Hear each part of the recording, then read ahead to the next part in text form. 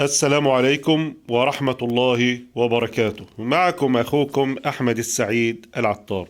اليوم أنا بوريكم وصفة منزلية بسيطة جدا سهلة المنال في أي بيت.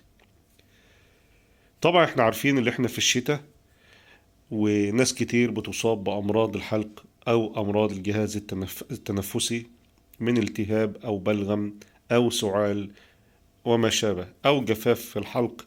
وطبعا الجفاف ده أحيانا بيكون ميكروبي أو فيروسي أو لأي سبب كان.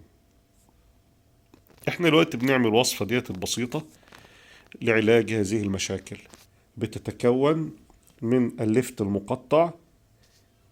اللفت طبعا معروف للجميع، بالإضافة رأس اللفت، بالإضافة إلى العسل.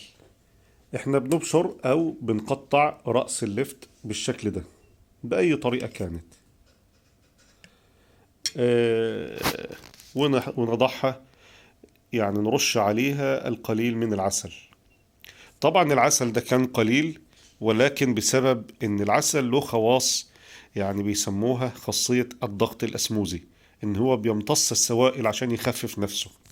طبعا العسل زي ما انتم شايفين دلوقتي يعني مثل الماء، شايفين؟ رغم ان نوع العسل ده كان ثقيل جدا، ده عسل جبلي سدر.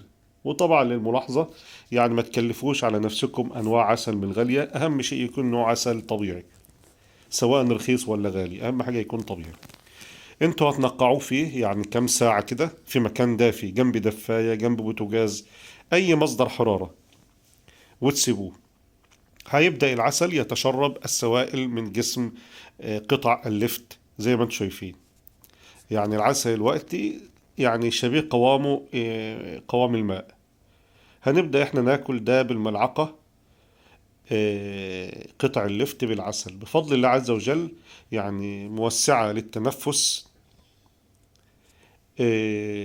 بالإضافة إن هي بتقوي جهاز المناعة، بالإضافة إن هي مضاد ميكروبي وفيروسي في الحلق، إن هي طبعا مضرة للبلغم، بتساعد في خروج البلغم من الرئتين، بالإضافة إن هي مضادة للسعال.